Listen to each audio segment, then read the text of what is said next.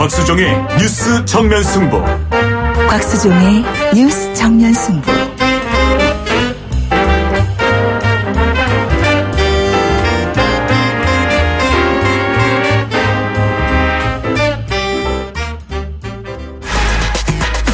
시원한 독살. 곽수종의 한방. 곽 박사님. 주파수 94.5 YTN 뉴스 FM 곽수종의 뉴스 정면 승부 3부 시작하겠습니다. 1945년 프랑스 역사상 가장 훌륭한 대통령으로 평가받는 드골은 2차 세계대전 당시 레지스탕스의 지지로 대통령이 됩니다. 하지만 이들이 요구한 내각의 몫을 거절했지요. 대신에 나치에 부역한 비시 정권을 철저히 심판합니다. 조국 해방에 세운 혁혁한 공은 인정하지만 정치와 독립운동은 다르다는 것입니다. 결국 드골은 물러납니다. 1958년 당시 식민지였던 알제리에서 쿠데타 반란으로 다시 군부의 지원을 받아 정권을 잡은 드골은 군부가 일정 지분을 요구하자 이 역시 거절합니다. 그리고 나토 탈퇴를 하면서 위대한 프랑스를 내걸고 전략적인 프랑스의 대외 정책을 전개합니다. 대통령을 하려는 사람은 적어도 우리 대한민국의 역사에 대한 정확한 가치인식을 가지고 있어야 할 것 같습니다. 오늘날 우리 대한민국이 어떤 역사적 경로를 거쳐서 오늘에 이르렀는지 이 가치와 사상을 어떻게 21세기 후기 문명 사회와 산업 사회로 이어갈 것인지 오랫동안 고민한 사람이었으면 합니다. 당장은 탄핵 이후 국정 운영에 대한 생각들이 있어야 할 것이고 통치에 대한 자신감을 가지고 어떻게 국정 전반을 책임질 것인가를 가진 사람이었으면 좋겠습니다. 지금 이 시대의 우리 대통령은 슈슈케 K-팝 스타는 아닐 것 같습니다.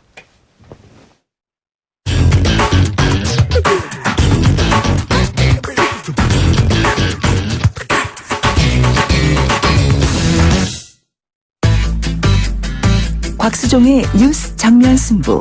방송 들으시고 의견 있으신 분들은 지금 바로 샵 0945, 샵 0945. 짧은 문자 50원, 긴 문자 100원이 부과되는 휴대전화 문자 메시지를 보내주세요. 오늘 들으신 방송은 YTN 라디오 홈페이지와 곽수종의 뉴스 정면 승부 팟캐스트를 통해 다시 확인할 수 있습니다.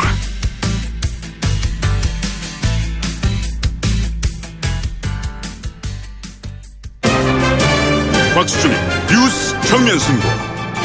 정치 고수들이 펼치는 정치 토크의 향연. 정치 길게 토크바.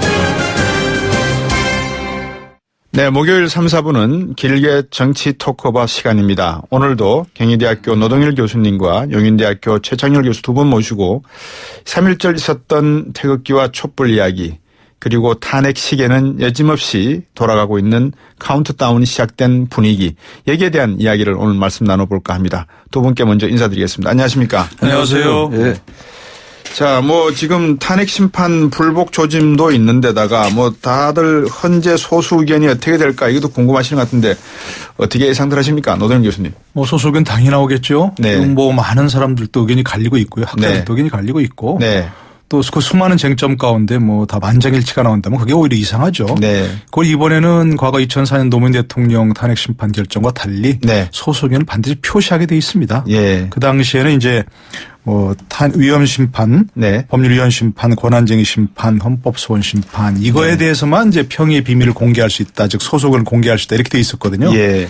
그래서 2004년도 그 노무현 대통령 탄핵 때 그에 대한 논란이 있었던 것 같아요. 재판관들 사이에. 예. 그러면서 그 결정문에 그런 논란이 있었지만 네. 그 비밀을 공개할 수 있는 규정이 없기 때문에 네. 공개 안 한다 그랬거든요. 네. 2005년도에 그 법을 바꿔서 예. 모든 심판에 관여한 재판관은 자신의 의견을 표시해야 한다고 돼 있으니까 예. 이번엔 반드시 나올 걸로 보고요. 예. 인용이 된다면 예. 6대2 예. 8명이니까 지금 예. 9명은 아니 예. 9명이면 좀 다를 수 있는데 예. 인용이 된다면 6대2 예. 기각이 된다면 5대3 정도로 예. 그렇게 되지 않을까 조심스럽게 생각해 봅니다. 예, 그러네요. 최창렬 교수님 어떻게 예상하십니까? 글쎄요, 기각과 인용을 이 자리에서 예측을 하라고 그러니까 예. 예측하겠습니다, 그냥. 두 가지 다 경우의 수를 말씀드리는 건 네. 예측이 아니니까. 예. 전 인용될 것 같습니다. 아, 인용될 것 같고. 예. 8대 0으로 인용될 가능성이 높다. 예. 그래서 만장일치라는 측면에서 볼 때는 어떻게 이렇게 쟁점이 많은데 예. 어떻게 8대 0이 되느냐라고 얘기할 수 있죠. 예. 그런데 지금 이 사실 탄핵 심판은 이게 보수와 진보의 문제가 아니거든요. 네. 지금 이제 보수와 진보 또는 진영 논리로 나눠진 것 같이 보이고 네. 어제 3.1절 날도 태극기 집회와 이른바 태극기 집회와 네. 촛불 집회가 이제 상당히 큰 규모로 열리고 그랬잖아요. 예. 분명히 전혀 상반되는 의견들을 가지고 있어요. 예. 그런데 이것이 이제 잘못 진영 논리로 가버렸죠, 지금 이제. 예. 사실 지난해 그 12월 9일 날 국회에서 탄핵소추안이 의결될 때만 해도 네. 태극기 집회의 규모는 대단히 미미했었죠. 예. 근데 시간이 점점 가면서 이른바 이제 보수의 결집이라든지 그리고 탄핵이 돼서는 안 된다라는 이런 의견들이 점점 늘어났습니다. 예. 늘어나면서 지금 이렇게까지 왔는데 이러다 보니까 많은 분들이 걱정하고 많은 언론들이 지적하는 것처럼 이게 네. 나라가 두동강 나는 거 아니냐라고 네. 보는 건데 그러면서 8대 0이 말이 되느냐 이렇게 볼 수 있습니다만 네. 이게 보수와 진보의 문제가 아니기 때문에 예. 사실 지금 헌재 재판관들은 김인수 재판관을 제외하고는 거의 굳이 따지면 보수 성향이 강해요. 예. 이정미 헌법재판소장 권한대행도 마찬가지거든요. 네. 그럼에도 불구하고 저는 여러 가지 제기된 여러 가지 그 사항 중에서 이건 지금 형사 재판하는 게 아니잖아요. 그렇죠. 대통령의 자격 여부를 따지는 거란 말이죠. 예. 그러면서 볼 때 전 재판관들이 8명 모두 탄핵을 인용할 가능성이 높아 보이는데 뭐 알 수 없습니다. 지켜봐야죠. 저는 그 예. 소수 어떤 의견을 교수님. 예. 내는 게 예. 오히려 건강한 결론이라고 생각합니다. 예. 그에 대해서 이견을 가진 사람도 분명히 있는 것이고요. 그렇죠. 그런 의견을 가찬타 이렇게 치부할 수는 없는 것이고. 예. 그리고 많은 중요한 사건들을 보면 네. 그 소수 의견이 굉장히 중요한 역할을 해요. 네네. 이 쟁점이 뭐가 있느냐 하는 것을 첨예하게 아주 뚜렷하게 볼 수 있게 하고 그렇죠. 그리고 양쪽 의견을 다 공정하게 보면서 예. 아 그래서 다수 의견이 좋은 결론을 내렸구나. 네. 이렇게 판단할 수도 있으니까요. 예. 저는 반드시 소수 의견이 나와야 한다고 생각합니다. 예, 뭐 인용 여부를 떠나서. 예. 알겠습니다. 자, 뭐 탄핵 인용 여부를 떠나서 이제 저희들이 관심을 또 가져야 될 부분 하나는 이제 아까 3.1절 말씀을 하셨는데 3.1절 나가보셨습니까? 지창일 교수님. 뭐 저는 사실 매주 나왔습니다. 매주 나가셨습니까? 어디 촛불 쪽으로 가셨습니까? 태극기 쪽으로 양쪽 다 왔습니다. 양쪽 다 어제 양쪽 다 왔습니다. 청계천 쪽에 쭉 종로 쪽에 거기 바리케이트도 많고. 바리케이트를 이렇게 쳐놨는데 그 사이를 거기 삐집고 그리고 들어가시면. 거기 또 예. 청계천 그 종로 쪽은 다 이제 차가 안 오픈돼 다니고. 있으니까. 예. 그래서 거기 직접 이제 그 뭡니까 그 태극 집회 그 네. 마이크도 툭 들어보고 예. 이렇게 봤고 촛불 집회는 뭐 많이 봐왔고. 예. 양쪽 다 나가봤습니다. 예. 분위기 좀 보려고. 예. 노선일 교수님도 가보셨습니까? 저는 초창기 촛불 집회로 나갔었는데요. 예. 그 촛불 집회가 상당히 좀 변질이 되더라고요. 아, 그렇습니까? 변질이 되고 어떤 의미로 변질이 됐습니까? 초창기엔 정말 그 박근혜 대통령과 최순실의 정말 이 말 그대로 국정농단 이른바 네. 그에 대해서 분노하는 민심들이 정말 이거 보였는데 네. 차차 가면서 뭐 이상하게 뭐 이석기 석방하라 그렇게 나오고 사회주의 건설이 답이다 이런 게 나오고 예. 박근혜 대통령 얼굴을 그린 공을 차면서 다니고 예. 그 단두대가 나오고 예. 이러면서 분위기가 변질돼서 안 나가기 시작했는데 저는 그게 굉장히 변곡점이라고 봅니다. 그런 과유불급이 예. 태극기 집회를 부른 그 역풍을 부른 굉장히 큰 과욕의 그때 단초라고 보거든요. 예. 지금 처음에는 뭐 다 아시겠습니다만 촛불 집회가 굉장히 큰 호응을 받았고 네.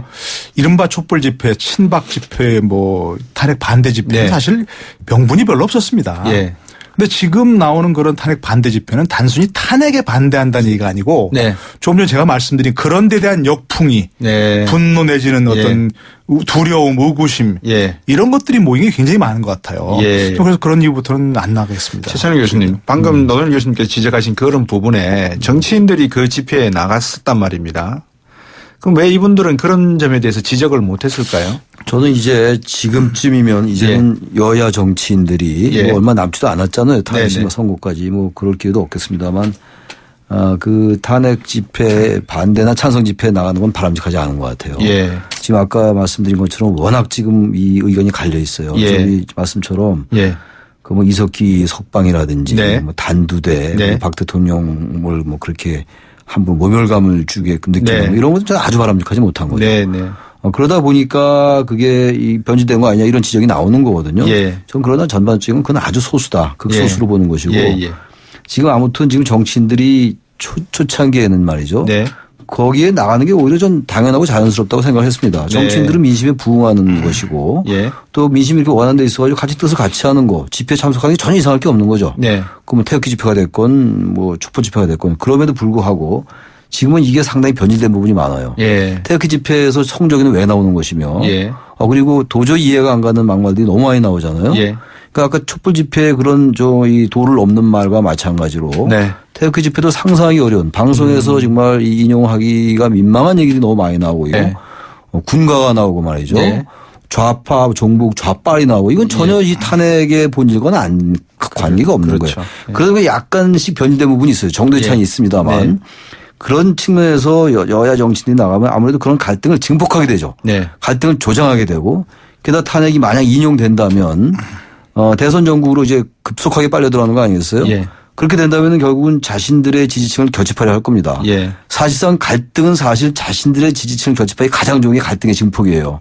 이른바 편향성의 동원이라는 건데 참. 그러면서 여야 정치인들은 좀 이제는 자제할 필요가 있다. 예. 그런 생각이 듭니다. 노선일 교수님. 예. 아까 촛불 집회의 그런 변질돼가는 모습을 말씀하셨는데 이 태극기 집회도 아까 우리 최찬일 교수님 말씀하신 대로 조금 격한 이야기들이 나오는 것 중에 최근에 나온 게 소위 말해서 그 이정미 권한대행의 집 주소 이야기하고 네네. 슈퍼마켓 이야기하고 미장원 이야기하면서 또 박영수 특검의 어떤 뭐 야구 방망이가 등장하는 이런 모습들을 보면서 이게 너무 본질에서 빗겨난 이야기들이 본질처럼 되고 있는 게 아닌가 이런 우려가 물론입니다. 있거든요. 그것도 네. 당연히 비판받아야 되는 일이고요. 네. 절대 해서는 안 되는 일이고 예. 만약에 뭐 탄핵을 반대한다든가 예. 뭐 탄핵에 이견을 제시하는 누구나 할 수 있는 얘기죠. 그렇죠. 당연히 예. 해야 되는 얘기고 예. 그게 없다면 또 이상합니다. 민주주의 예. 사회에서. 네. 그런데 지금 말씀하신 그런 식의 어떤 본질을 벗어난 네. 엉뚱한 쪽으로 가는 것은 네. 오히려 그런 자신들의 모이는 집회의 순수성을 의심받게 하고 예. 또 다른 역풍을 또 부르는 거죠. 예. 그래서 그건 정말 자제에 마땅하고요. 예. 지금 이제 우리 사회에서 가장 큰 지금 그 긴장감이나 이런 것들이 결국 어떤 쪽으로 가든 불복하는 쪽이 있을 거다. 네, 그런 네, 얘기 네. 아닙니까? 네, 네, 네. 뭐 기각하면 혁명이다. 뭐, 예, 뭐 그렇죠. 인용되면 내란이다. 뭐 네, 내전이다. 이러면서 예. 얘기하는데 예.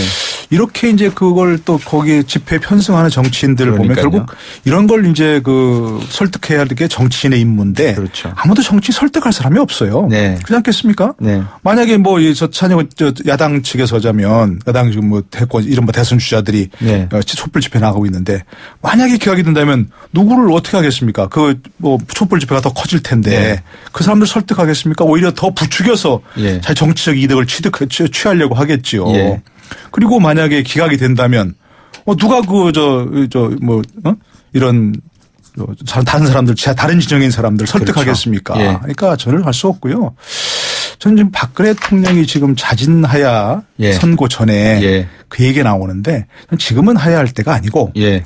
결과를 기다려보고 예. 이 사건의 최종적인 그런 어떤 분열과 갈등을 치유할 수 있는 열쇠가 박근혜 대통령이 있다고 보거든요. 네. 만약에 인용된다면 예. 그 이른바 태극기 집회를 잇는 이 사람들 설득할 사람이 누가 있습니까? 박근혜 대통령밖에 없습니다. 네네. 아쉽지만 네. 받아들여야 한다고 얘기할 수 있는 사람이 박근혜 대통령밖에 없거든요. 네. 그 당시 그때 그 상황에서 네. 그래야 되는 것이고 네. 만약에 기각된다면 네. 그때 하야하면 됩니다. 예. 그때 하야합니다. 그래야 촛불 집회의 어떤 분노를 할 수 있고 예. 현재 현명한 판단에 감사한다. 예. 그러나 이런 상황까지 오게 된 거 본인도 그렇게 얘기하지 않습니까? 예. 관리를 잘 못해서 이렇게 그렇죠. 불철 초래해서 죄송하다고 얘기했으니까 네. 그런 점을 받아들여서 예. 바로 하야하면 예. 이 촛불 진영도 설득될 수 있고요. 예. 그런 면에서는 박근혜 대통령이 최종 키를 쥐고 있다. 네. 그렇게 생각이 듭니다. 최찬일 교수님, 이 두 가지를 한꺼번에 여쭈고 싶은 게 첫날 평의가 열렸을 때 네. 경론이 벌어졌다라는 이야기를 제가 청취자분들에게도 강조해서 드린 적이 있습니다. 이 경론이 벌어졌다는 것은 그만큼 안에서 아까 인용 경우에 8대 0이다라고 말씀하셨는데 이게 6대 2가 될지 5대 3이 될지 모른다. 정말 경론이 벌어지고 있고 이거 건전한 의미일 수도 있다라는 말씀을 제가 드렸거든요. 첫 번째 어떻게 생각하시는가 경론이라는 말에. 두 번째는 대통령 대리인단의 발언을 놓고 보면 이 어떤 결정이 나든지 간에 승복하겠다는 게 아니라 인용적으로 나면 이거 불복할 가능성이 있다라는 뉘앙스를 풍기고 있단 말입니다. 이걸 어떻게 받아들여야 됩니까? 그러니까 일단 경론이 벌어진 거는 뭐 당연하다고 봐요. 워낙 네. 쟁점이 많으니까. 제가 아까 그러니까요. 뭐 8대 0 말씀드렸습니다만 예. 소수 의견은 굉장히 중요한 거죠. 그리고 예. 태극기 집회나 촛불 집회나 서로 상대의 의견을 일단 들어야 됩니다. 네. 상대의 의견에 내가 동의하지 않더라도 예. 저쪽의 논리는 어떠한 것인가를 받아들일 태세가 좀 돼 있어야 되거든요. 그런 네. 다음에 동의하지 않을 수 있어요. 그런 다음에 논쟁하는 것이고 서로를 비판하는 것이고 이렇게 되는 건데 바로 그런 관점에서 단지 인용이냐 기각이냐의 경론도 있겠습니다만 네. 아직은 거기까지는 안 갔을 거예요. 지금 이제 평의가 계속 시작되는 시작되겠죠. 거니까. 예. 여러 자료 보고 뭐 지금 증인들의 진술도 있고 피의자 예. 신문조서도 있고 이렇잖아요. 예. 아마 여러 가지 쟁점들 중에서 여기서 어떤 법리를 적용할 것인지라든지 네. 뭐 네. 이런 것들로 경론이 있을 수가 있고 네. 단지 지금 탄핵을 인용해야 되냐 기각해야 되냐고 경론을 벌일 것 같지 않아요 그분들이. 네. 그분들 정도의 수준이라면. 네. 네. 저는 일단 경론이 벌어지면 당연하다고 봐요. 예. 이게 무슨 공산주의처럼 완전히 만장일치는 바람직하지 그렇죠. 않은데 단지 제가 말한 8대 0이라는 거는 제 생각에는 현재 박근혜 대통령에게 제기된 여러 가지 의혹들이 헌법을 위배한 중대한 사유로 생각될 수 있다는 측면에서 말씀을 드리는 것이지 경론이 벌어지고 상대의 의견을 존중하고 그리고 다른 의견을 얘기하는 건 당연하다 보는 것이고 두 번째 그 대리인단이 지금 특히 이제 몇 명의 이 분이 있죠. 굳이 방송에서 얘기 안 하겠고 그분들의 발언이 뭐 탄핵이 인용되면 내란이 일어날 것이고 아까 우리 노 교수님 말씀하신 것처럼 기각된 혁명이 일어난다. 그리고 이게 무슨 아스팔트를 뭐 피와 눈물로 덮일 것이다. 뭐 입에 담지 못할 얘기 너무 많아요. 이러다 보니까 이게 뭔가 불복을 위한 수술 밟기 아니냐, 명분 쌓기 아니냐 이런 얘기들을 하는 일각의 지적들이 있습니다. 근데 저는요, 불복할 방법이 없어요. 불복이라는 게 결국 집회죠. 뭐 집회하고 시위하고 받아들일 수 없다라는 것인데 그 집회나 시위가 한계가 있죠. 기각이 되든 인용이 되든. 저는 그래서 지금 우리 사회가 이 지금 대통령 탄핵을 둘러싸고 대단히 첨예하게 대립하고 있는데 전 이 탄핵의 인용이 됐건 기각이 됐건 결정이 내려지면은 당분간의 약간 서로의 어떤 집회 시위를 통해서 의견을 강력하게 표출한 그 단계가 지나면 어느 정도는 안정을 찾을 가능성이 있다. 우리 사회가 그 정도 수준 된다고 저는 봅니다. 4051번님이 분열 왕국에서 헌재인들 분열이 없겠습니까? 이렇게 조심스럽게 말씀을 해 주셨고요. 9944번님은 대다수 중도의 자리는 없는 건지 안타까운 현실입니다. 이런 말씀도 하셨는데 노동일 교수님 저는 뭐 이건 제가 확인하거나 또 듣지는 못한 이야기입니다만 2004년도 노무현 대통령 탄핵 당시에 헌재 심판관들끼리 고성도 오가고 그 뭐 주먹 다짐 정도까지도 갔다라는 이야기가 이렇게 뭐 작가분들이 써주셨거든요. 정말 이런 일들이 있었습니까? 뭐 그건 저 헌재 재판관들이 나중에 퇴임하신 분들이 그런 얘기를 합니다. 이런 뭐 사안은 더 말할 것도 없고. 그렇겠네요. 그러면 많은 경우에 중요한 문제는 항상 소수견이 있거든요. 그러니까 아까 잠깐 말씀하셨는데 뭐 헌재 평의 과정에 경론이 있었다. 지금 평의 과정에 철저히 비밀에 붙여지고 있는데 경론이 있었다는 건 어떻게 아시죠? 그런 언론에서 나온 이야기를 인용했습니다. 그러니까 언론에서도 사실은 뭐 알지 못하고 보통 그렇다는 얘기입니다. 퇴임한 재판관들이 분명히 얘기하고요. 그래서 심지어는 뭐 거의 정말 뭐 육두문자까지 쓸 정도까지도 이 직전까지도 갈 정도가 있고 그 평의가 이제 동그란 원탁에 둘러앉아서 하는데 그 결론이 그 경론이 끝나고 나면 한동안 서먹서먹할 정도로 이렇게 된답니다. 그래서 저녁에 다 모여서 술 한잔하고 풀어야 할 정도로 이렇게 된답니다. 그러니까 이거는 얼마나 더 그렇게 경론이 있겠습니까? 더 이 사회의 어떤 분열상을 반영하는 것일 수도 있고 오히려 그런 분열상을 그 경론을 통해서 치유해가는 그런 용광로적 기능일 수도 있고 건강하게 봐야죠. 그걸. 민주주의 우리 최창일 교수님께서 그런 글을 쓰셨던데 민주주의 같은 모습을 보일 수도 있다라는 생각도 드네요. 그럼요. 경희대학교 노동일 교수님 그리고 영인대학교의 최창일 교수님 두 분과 함께 정치 토크어바웃 길게 토크어바웃 진행하고 있습니다. 잠시 후 4부에서 뵙겠습니다.